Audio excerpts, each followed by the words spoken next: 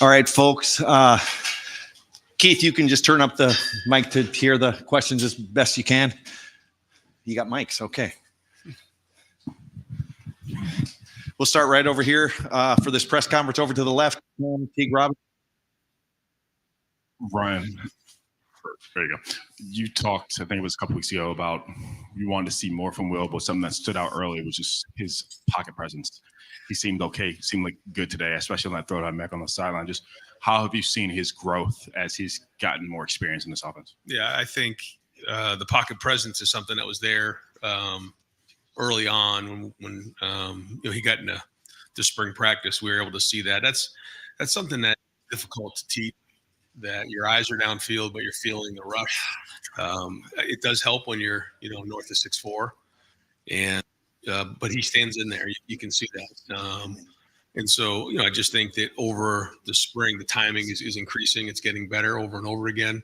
I think the more reps that all these guys get, the better. But it looks like, I guess, during that drive, he had some nice completions in there. And I think there was a sack and held on a little too long. And wind was blowing pretty hard today, and so I think he kind of threw a couple balls. But overall, I thought he had at least had a good comfort level for the first drive in the shoe. Bill Rabinowitz, Columbus Dispatch. Yeah, I wouldn't say that I'm going to make any declaration, but we'll look at the film and see what it looks like, and then decide where to go from there. But I don't have much to say about it right now. Over to the right here, Austin Ward, the podcast. Ryan, what do you go into the summer feeling the best about with this team? I would say our experience, just a bunch of guys who played a whole bunch of football. Today, I think there was about 10 players who came up and wanted more snaps today, and but look, at next year is a long run, and there's a lot of guys out there who have played a lot of football.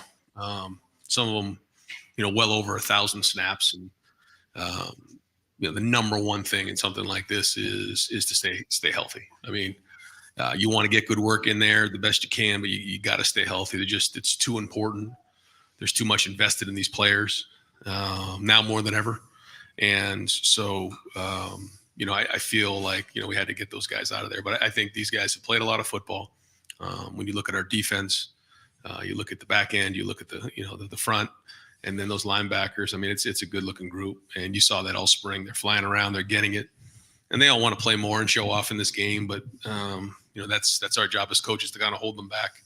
But you can see a lot of the talent out there. I thought the corners really did a nice job of covering. You saw the guys get some pressures on the quarterback. I think on the offensive side, you see again guys like Emeka who have been out there before, and Donovan Jackson, and so there is experience both running backs. I thought all the running backs did a nice job today.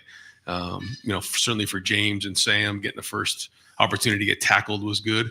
We'll look at the film because that is different, but I think we have some real good playmakers on the perimeter. I mean, I could kind of go on and on, but again, I guess if you said the number one thing, it would probably be our experience in game reps. Over to the left, Rob Aller, the Dispatch, and then I wanted to go to Nathan Baird. Rob?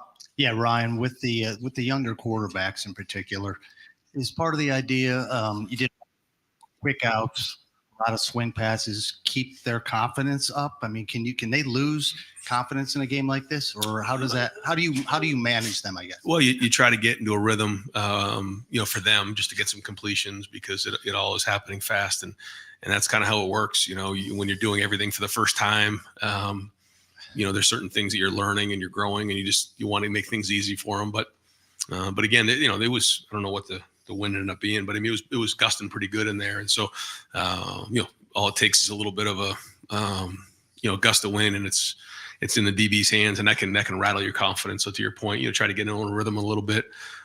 Did try to push the ball down a little bit down the field, but probably could have done it a little bit more, but wanted to get the ball out in space to our guys. And like you said, but I think overall with all the guys, I guess we were 37 of 57, but we did have the 3 interceptions. So I think we at least got some good, snaps on film. That was good. And I guess we ran it 49 times. So this will be a lot of film to watch and grow from. But we want to be able to, some of those passes, those are like long handoffs for us. We want to stretch the field horizontally, and then we want to stretch the field vertically. And, we didn't get as much of an opportunity to do that today, but there were a couple of play action passes where they kind of ran out of there. We checked it down and made good yardage on it. Some QBs running a little more. I know that's been what you've talked about. We saw a little more of that today. And you can see, like Air, I think had 3 carries for 25, Devin 3 for 24. And so, Lincoln, I think had, 16 yards rushing. So, when you have a quarterback who can run, it does change the numbers, as we all know. You guys have seen that over the years, and it's going to be a weapon for us this year because all of our quarterbacks are athletic enough to do that. Folks, I'm going to bring Tyleek Williams and send him into the back right now, but over to the right, Dylan Davis, Delaware Gazette. Ryan, on Wednesday, you said that you wanted to have at least a projection on where you were at with the right side of the offensive line coming out of spring. Do you feel like you have that projection right now? And I know you still have to watch the film, but do you feel like you know what's going on there or what you think might happen? No. I don't think we're there right now. But again, like you said, kind of watch this film and then go back, evaluate the entire spring, and then kind of see where to go from there. Okay, that you want Josh Fryer to play right tackle, but somebody needs to step up at left tackle to allow that to happen? Well, we know that Josh can play right tackle, and he's done that before. But we want to find the best 5. We feel like Josh is one of our best 5. If we can figure that part of it out, that'd be great. He has played a little bit of guard, but he's also played tackle. So the goal is to find our best 5. Over to the left, Nathan Baird, Cleveland.com. Right, to go back to the quarterback running concept, obviously there's a fine line sometimes between using that as a weapon and then using it as a crutch, I guess. How are you evaluating that this spring from that group? And I guess especially how is this defense giving you a better indication of that just by how tight their coverage is, how much pressure they can bring? Yeah, I think that's the thing here right now is, you feel like if you can stop the running game, you feel like you're doing a pretty good job. If you feel like, you can pass on our DBs, you're doing a pretty good job. If you feel like you can cover some of our receivers, you're doing a good job. So this is back and forth on a daily basis. And it's great competition, individually going against really good players, but also against a great unit on defense and a great unit on offense. But, there are ways, like in particular today, we were doing some open side reading of the defensive end, and if the defense decides they're going to crash it and make the quarterback run the ball, then that's their decision. Now, we also know that if that's going on too much, we know ways to handle that, whether it's bringing a tight end over to block them, to make sure the running backs are getting enough carries. So it just depends on the design of the play. And today that's what happened. But, we have ways to adjust that based on if we're going to a game plan. Over here, Tim May, the Tim May podcast. Just two quickies. Ryan, number one, is it now tradition that a Griffin will score the last touchdown in the spring? I guess so. That was pretty wild. But number two, you talked about a second ago. I think the depth maybe at cornerback is a little bit overlooked. Calvin Simpson-Hunt, for example, stepped up today. What have you seen of him in particular this spring? Because he was highly rated coming in, and et cetera. Good player. Like you said, highly rated, but good player. He's growing every day. He came in the summer, so this is his first full spring. And, for Lincoln and for and for Jason Moore and, I think Cade McDonald, those guys all came in the summer. So this is their first full year. They still haven't been on campus for a year. You think that they've been around for a long time, but they haven't. So now you're starting to see him get comfortable with the calls. And we've said this before, we have got to play depth, and you're good to see Jermaine good in there, and a little bit of nickel. Obviously, Jordan's going to be the starting nickel in there, but he can jump out to corner. So that gives us some flexibility, and then seeing Calvin out there as well. And the other guy who really had a good spring until, we had to have a little procedure done just out of caution was Lorenzo Styles. So to your point, I think that there is good depth there, but we're going to need them all. Is this as good a depth as you've seen defensively in a few years? I mean, from your vantage point. At corner, yes. I think we're still, for me to say that the best we've seen at all positions. No, I don't think we're there. Yeah. But at corner and, maybe at a couple other positions, and then some other positions we got to solidify a little better. Okay. Final question for Coach Day, Spencer Holbrook, Letterman Row. Ryan, you've talked a lot about needing guys for 16, 17 games in depth, but one of the positions that we haven't really talked about that with is receiver. Do you feel like you guys have the receiver depth that you need right now? And can those guys, those top 4 or 5, play all 16, or do you need guys, younger guys, or veterans who haven't really contributed to step up? Yeah, I think it's a legitimate question. I think when you have Mecca and Carnell, and then Jaden Ballard, Jeremiah, and then you get into Bryson Rogers, who has done some really good things this spring. I know he had a couple of tough plays today, but we think he can really help us next year. We're missing Brandon Ennis. Same thing. He was having a lot of momentum, and then there was a procedure. We just felt like out of caution, we had to get it done. We just didn't want it to linger, so we did that. So we'll need him to step up in a big way. And then, to your point, we're going to need a couple more guys to step up to build that depth there, because we do have some really good players, but we're going to need them all. So I think it's important that some of those younger guys do step up. We are going to get Milan this summer, and we're going to get Demarion Witten, who's going to play a little bit of receiver, a little bit of tight end. So we do have some young guys, and to your point, they're going to have to help us. Do you think that Jaden is in that group right now that can help you? I think Jaden took a step here this last week. We've been challenging him. There's been a couple plays, one in particular, he needed to make some plays to say, okay, I'm here and you can count on me. There was a really contested play in the red zone that he made. He made a big play on a post out here the other day. So you're starting to see him make those plays. And if he can do that for us with his, deep speed down the field, he can really stretch the defense. And so we're going to need him to. And we did see things in the last couple of weeks that led us to believe that he can. I'm sorry, Coach. I got one more. Joey Kaufman, Columbus Dispatch, and then we've got Coach Knowles. Ryan, as you look back on not just today, but all 15 practices and assess the impact that Chip's had for you guys, is there something you feel like, or just in general, where he's helped maybe the most, where his presence the last 2 months has given you guys the biggest boost? Yeah, I think he brings one voice to the defense, and I think that's very, very important. Certainly has an unbelievable history of running the football, and I think when you start to tie in some of those quarterback runs, and you notice those quarterback runs aren't designed quarterback runs really. Most of them are reading an end, and those aren't hellacious hits. They're things where we're going to keep guys upright, and he does a really good job of that. But the other thing too with Chip was he got here just a couple weeks before spring started. So, we kind of got the spring going, pushed through the spring, learned about the personnel. I think the next couple of months will be important to figure out where we go now. What do we do? What does the install look in the preseason? And then we go from there. So like any spring, you want to identify the personnel and get guys better, and then really dive into the scheme and the chemistry as we head into the summer. Coach, thank you. Do you feel like you're compelled to let the quarterbacks know where they stand before Tuesday? We're going to give them feedback for sure, and go from there. But yeah, I think we, after you go through 15 practices, you want to get feedback. Yep. Great, Coach. Thank you very much. You said Brandon's injury is not long-term. No. Coach, thank you. Yep. All right, folks, we're going to bring Coach Jim Knowles up here, and then after that, we'll have Chip Kelly. We will open up the floor for Coach Knowles. Over here to the right, Dylan Davis, Delaware Gazette. Hey, Jim, Tywan Malone is a guy who really flashed out there today. I'm just curious, where does Tywan fit in your depth defensive line right now? It's a guy who probably doesn't get talked about as much, but where does he fit in that right now? What have you seen from him this spring? He's developed for sure.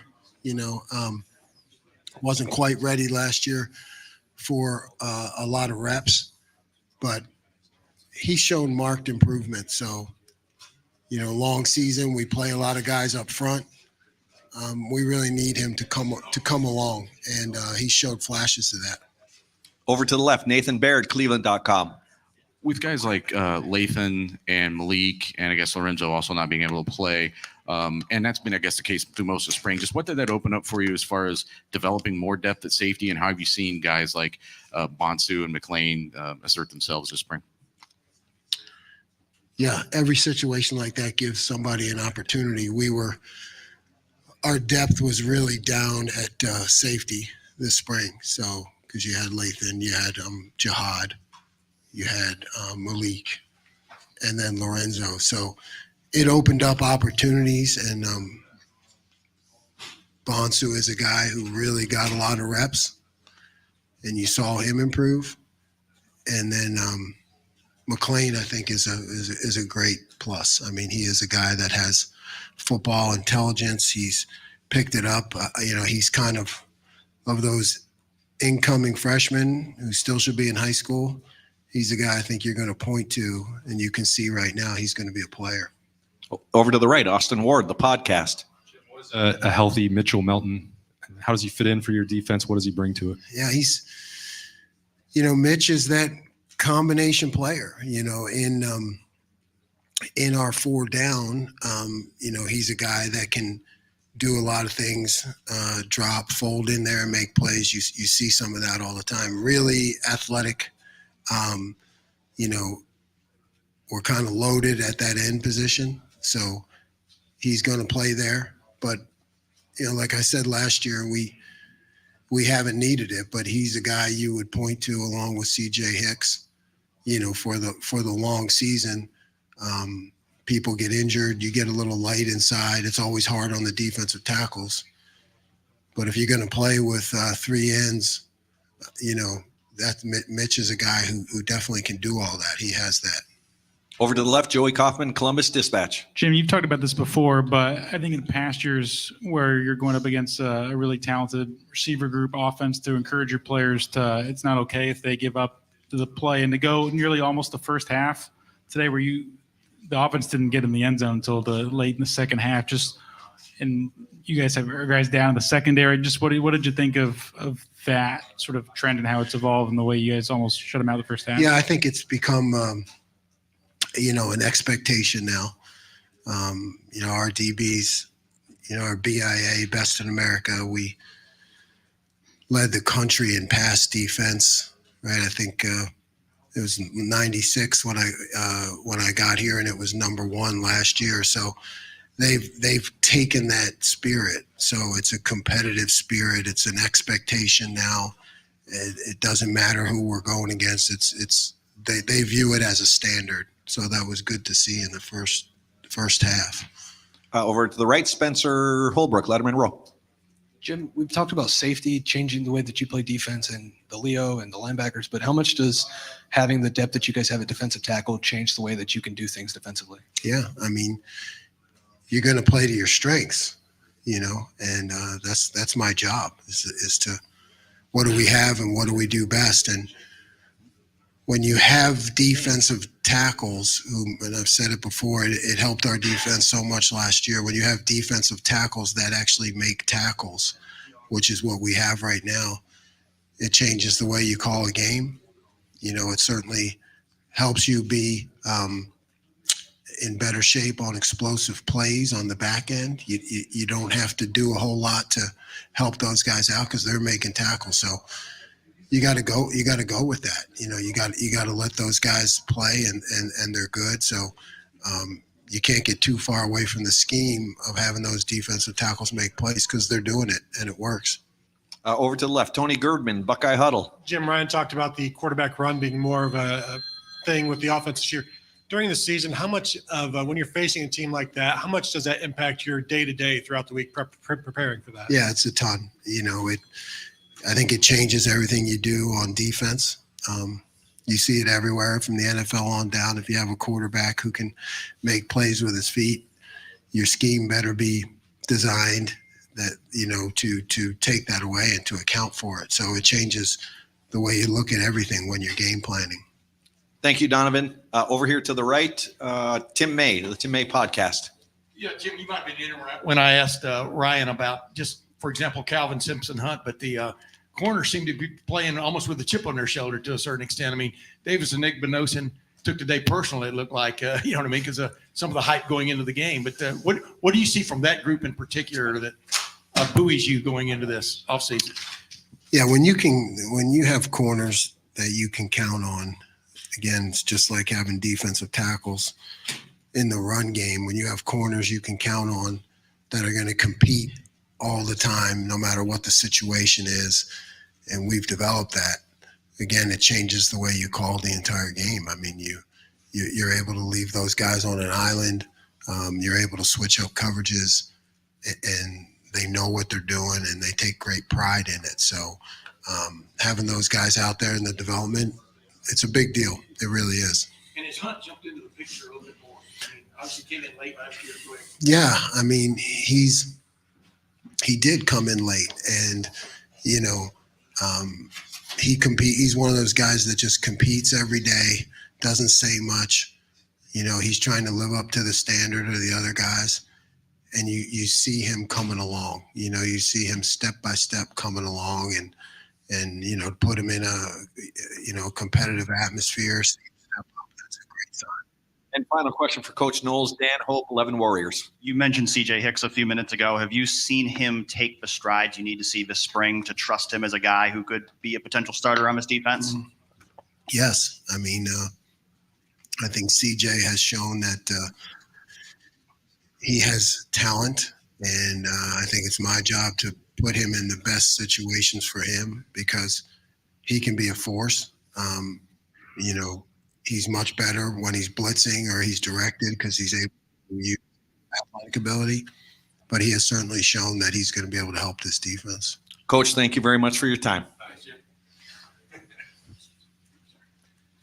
All right, and we will bring offensive coordinator and quarterbacks coach Chip Kelly to the podium now. We'll open up the questions. Over to the left, Bill Rabinowitz, Columbus Dispatch. Hey, Chip. What are your just general impressions of the offense coming out of spring, especially at quarterback? We'll look at all 15. So I think, this day is a big part of it because it was the first time they ever got to play. Some of those guys ever got to play in front of a crowd. It was an amazing crowd. You get 80,000 for a spring game.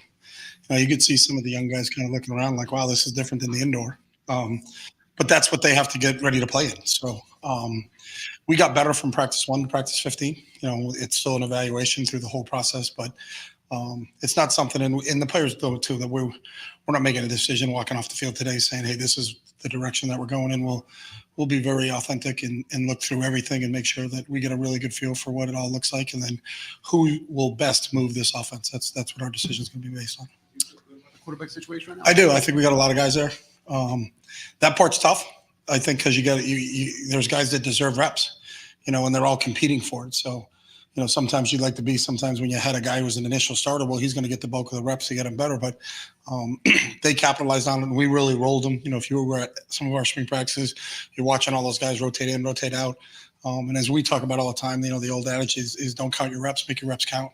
And we'll put it all together and really come up with, which guy do we really feel is going to help us move this offensively. Over to the far right, Bill Landis, the podcast, Kings of the North. Hey, Chip. You said when we first talked to you that the basis of a lot of your success running the football is just kind of figuring out what your guys do best and then leading into that. Over 15 practices now, how good of a feel do you think you have for that? And then what do the next few months look like as you try to piece that all together? Really good question. It's interesting because the one thing that I think sometimes makes it tough in an evaluation is what a good front we went against. So for 15 practices, those guys on the other side of the ball were a pain, Jack and JT and Tyleek and those guys. But I know come fall, there's not going to be anybody more happy that we have those guys on the defensive side of the ball because of what they can do. So I still think we'll have to really evaluate that, what we're good at, what we're not, what we got to get better at, and what we got to work on. But I think the work we got against such a quality defense was really key for us. Over to the far left, Nathan Baird, Cleveland.com. So a year ago at this time, it came out of the spring with still a lot of question marks about the offensive line. And even, I guess, last season came out with question marks. How have you seen that progress in the time that you've been here? And what's your confidence level that offensive line is going to allow this offense to do everything it wants to do this fall? Yeah, I mean, I've been here a short amount of time, so I didn't know. I really don't have anything to compare it to, so I kind of tabula rasa, come in with a blank slate and just observe it. I think we're really athletic. I think Donnie and Seth and those guys inside are really smart and really intelligent. They allow you to be able to make adjustments in game. Just talking football with some of those guys, it's like, wow, these guys are wired the right way. And a lot of those guys have played a lot of football. So they can bank on their experience there. I think we've got about 4 guys that have played significant amount of snaps, and we got to make sure we can find out who the 5th guy is. But that's similar to where the quarterback spot is, I think. And I also think in the offensive line, you're not going to play a 16, 17 game season and just play with 5 guys. You really have to develop your depth there. There's going to be a number 2 center that's going to play a lot of football. There's going to be a number 2 guard, whether it's on either side of the ball. There's going to be a 3rd tackle. I think you're going to get tested, especially with this new playoff format. You really have to think that way. So, you're not looking for 5 starters. You're really looking for 10 starters because you're going to have to probably play 10 guys when you get through a 16, 17 game season. Over to the right, Austin Ward, the podcast. Chip, I think it was the first play of the game, the T formation, and then the reverse, I don't know, spin move with Will Howard. What's the inspiration for that package and that sort of wrinkle with the quarterback? Mr. Hayes, he has there's a looming figure around this whole program. We get to go to work every day in the Woody Hayes Athletic Center. So it was good enough for Woody. We're going to steal it. We're going to do it. We ran some last year. I think we took 21 snaps at UCLA and T. Been a short yardage formation for us, and we've done some different things with it. But also, I think our players had a lot of fun, practicing that and doing some different things. So it's a small part of our offense. We will not be in the T 21 times in one game, but we may get it in some short yardage situations. And I think it's come back. There's a lot of schools right now that are starting to do that. It's really just you're trying to. You got a half a yard to get. You're trying to get your big guys in the game, and I think we used 3 tight ends and 2 running backs in our formation today, with Packard being the fullback in that situation. So there's a lot of different things you can do in short yardage, but a little bit of a tribute to Coach Hayes and what he means to this program. Joey Kaufman, Columbus Dispatch, over to the left. Chip, as you look back, now you've been here 2 months, 15 spring practices. Is there something you feel best about what you've been able to accomplish with this offense? Well, I haven't accomplished anything because I didn't take a snap. But I think the most impressive thing since I've been here is how close this football team is. Some programs talk about a brotherhood. This is really a brotherhood. Our practices, as we talked about how good our defense is, they're highly competitive, but they're not combative. And those guys really work very, very well together, both the O-line and the D-line, the secondary and the receivers. The competition is the best. It's got to be the best there is in the country, and that makes you better. But I think sometimes competition, guys can lash out and it gets really combative, and then all of a sudden the fight breaks out and we're trying to accomplish and get football done. But I think the way these guys cooperate and work together as a group is a special bond, and I think you're going to need the closest team and the most connected teams are the ones that win.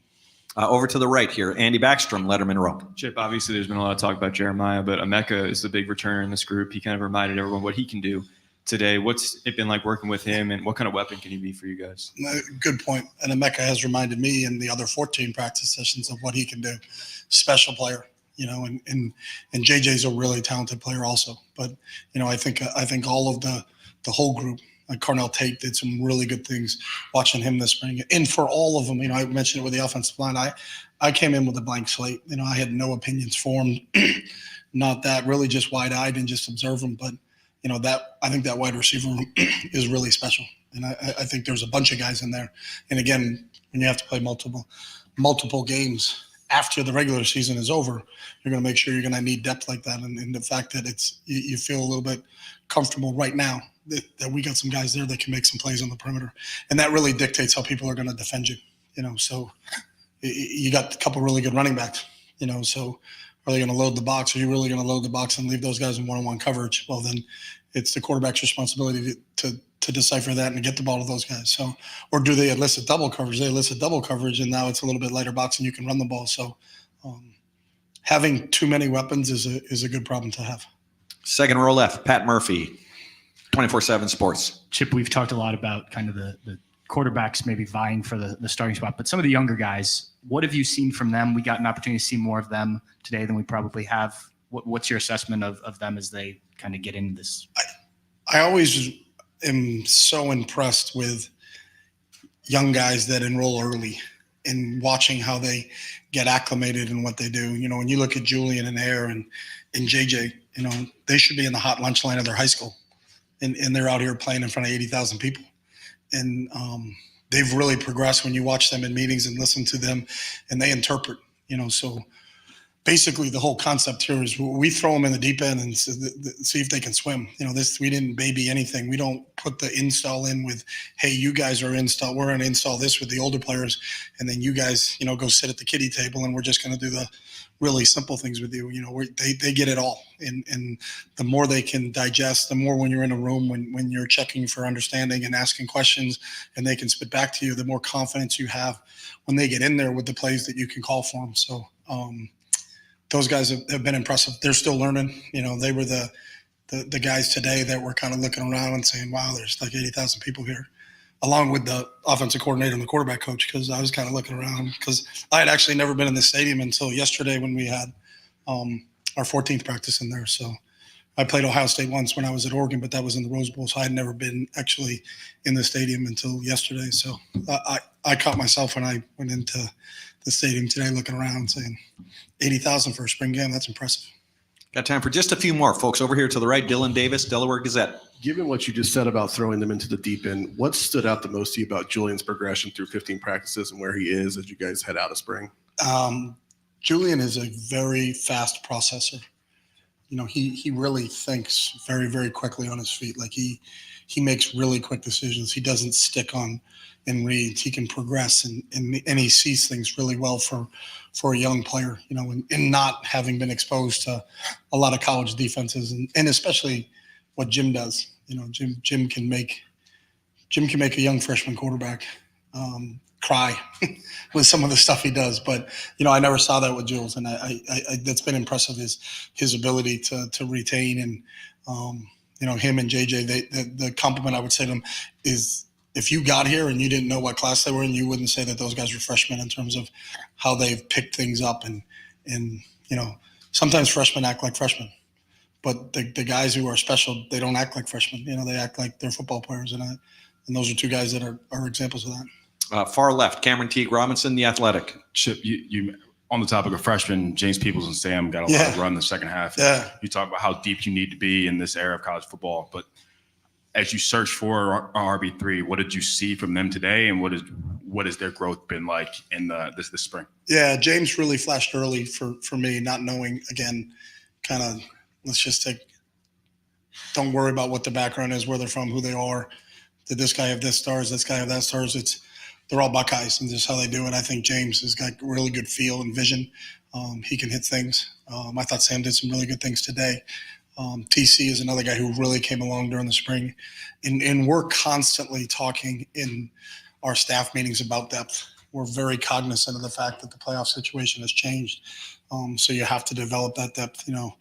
Used to be maybe have a pair and a spare is what everybody says, but I think you may have to have more than that. You know, you're talking about 16, 17 games. You're really going to be tested that way. So I was really happy with how those young guys have come along here in the 15 training sessions that we've had. Over here to the right, Tim May, the Tim May Podcast. Thank you, Jerry. You have your own podcast? Yeah. Like these guys all had like a name next to theirs. Yeah, Yours mine's is your the Tim name. May Show. Yeah. Okay. Yeah, That's you're pretty welcome cool. anytime, Chip. You must have some juice if you got your name in your podcast. Definitely. Okay. By the way, I like it. It's not just the lunch line; it's the hot lunch line. That's what I like. Yeah, it's a hot lunch line. Yeah. Just two quickies. Number one, do you feel compelled to let these quarterbacks know where they stand? You know what's coming up Tuesday. You know what I mean? You know, where does that go? I mean, in your mind?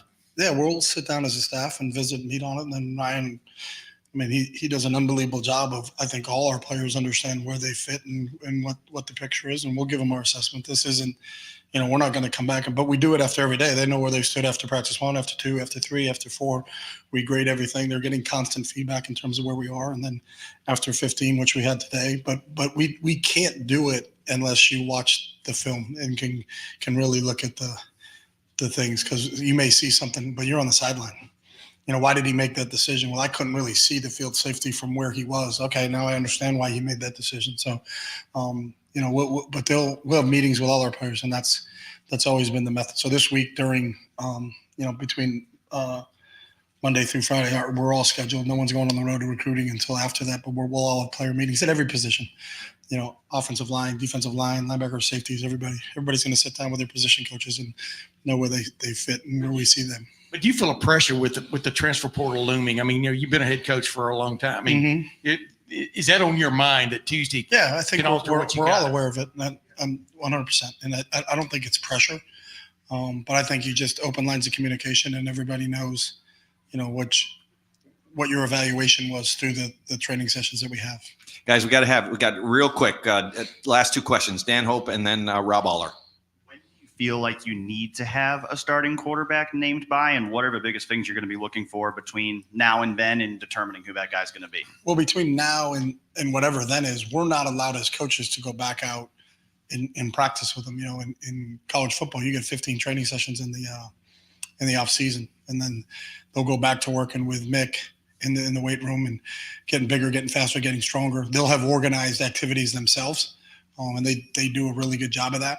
But once there's a football out, like, we're not allowed to be there to evaluate and even assess.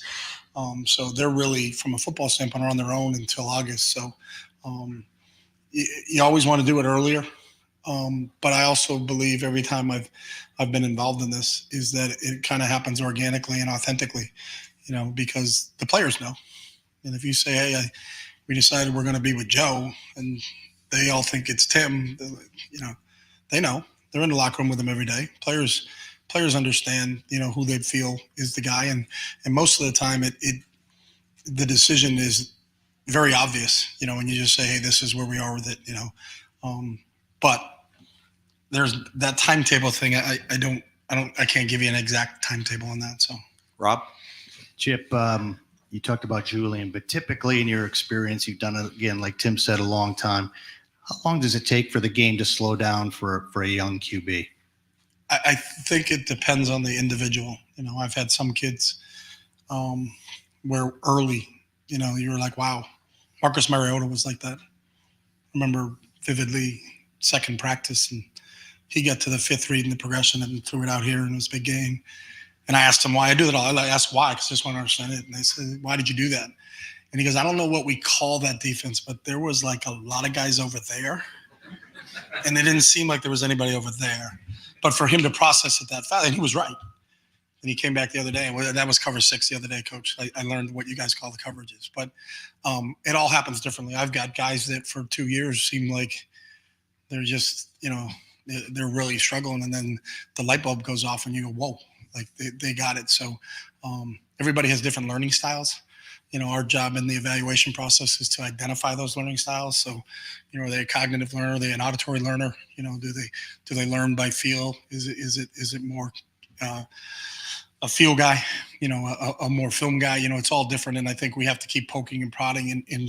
And for us as coaches, that's the challenge too: is what is their best learning style and how can we convey it? Because education basically is just a transportation of knowledge. But it really doesn't matter what I know or what Ryan knows. It matters what they know. So. That's always kind of what we're working on and studying and thinking about, and kind of where we are and how much can they handle, and then how much is too much, because this may be a great play. I agree 100%. But if he doesn't feel it's a good play, then why is it in? You know what I mean? And that's this whole feeling out process that they're learning us and we're learning them. So offenses have identities. So do coaches, really. Mm-hmm. Running quarterbacks, is that something you've always sort of leaned toward, or is it year by year, case by case? What advantages do you like about, because all your guys can run a little bit? Yeah, I think a running quarterback causes problems for a defense. So when plays break down, the unscheduled plays, if you just go back to the recent Super Bowl, on that last drive, the 2 big plays were Mahomes' run. But Patrick Mahomes is not a runner. Andy's not calling design quarterback runs. But when he's 2-man and turns their back to the quarterback, well, maybe the best decision is to take off. The second one he took off, I'm like, you may score. A lot of guys go and they want a hook slide. And there's times where you have to understand, if you do have a running quarterback, we talk about the best ability is availability. You're not low on your shoulder. We are always looking for quarterbacks that have the ability to run. We're not looking for running backs that can throw. So you're not going to see us 20 times a game we're running the quarterback. There are people that run it offensive styles and are really successful with it. But with this group we have right now, that's not. Now, they can hurt you with the feet. Will did it when he was at K-State. Obviously, Devin took off a couple times today. Air took off a couple times today. Lincoln's a really, really good athlete. Julian can run, but, we're not calling design quarterback runs. You're not going to see, a tremendous amount of respect for Coach Hayes and the legacy that he left here. The straight T is about as far as we go. We are not going single wing. So we are not going to snap it and run quarterback ISO and quarterback power. So, but it's another weapon, and if it also keeps defenses honest. If your defensive end is going to continue to bend, then the quarterback pulls it and he's on the edge and he's gaining first downs. Well, then the defensive end has to stay outside and contain the quarterback. Well, then we can run the ball up and hand the ball off. Sometimes in our running game, our quarterback really is a blocker. He's responsible for a defender. If the defender is cheating and fitting in on the run, well, then his responsibility is to make make the defense be honest. And that's really, Air did that a couple times today. And we had a block, the safety was sticking his face in there. So Air took off around the edge. What happens the next play? The defense is wider. Then what do we get to do? We get a chance to hand the ball off to the running back. Great. Coach, thank you so much for your time, and thank you for being a Buckeye. All right, thanks. Appreciate